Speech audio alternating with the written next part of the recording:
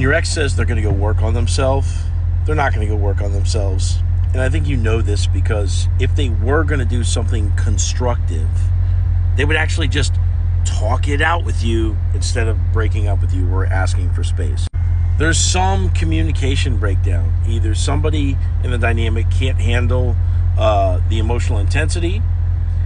Somebody in the dynamic, gets really spicy and wants to get to the bottom of things straight away because they've been hurt in the past.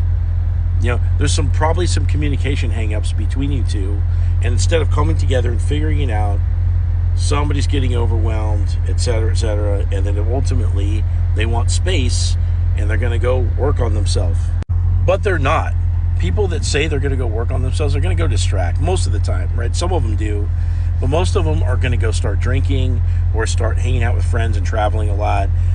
They're going to start working extra. They're going to travel. I can't remember if I said that already. They're going to sleep around or potentially even start a brand new relationship just to distract themselves from what they would have otherwise talked out with you.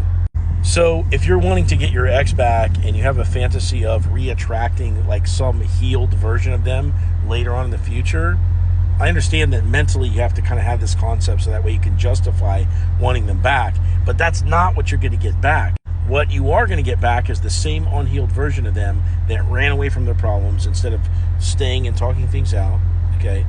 And from there, if you attract them and you pull them in, you get them really excited about you again. From there, you can go into therapy and work things out together. Now you may say, well, Benny, I asked them to go to therapy already. They wouldn't do it. That's because you asked when everything was going to shit. If I told you, hey, dig a nice little 6 feet hole for me, and guess what? Your reward is you get to lay in it for all of eternity. All right, get to digging there, buddy. There's no prospect of reward in the situation, so you're not going to put in the work.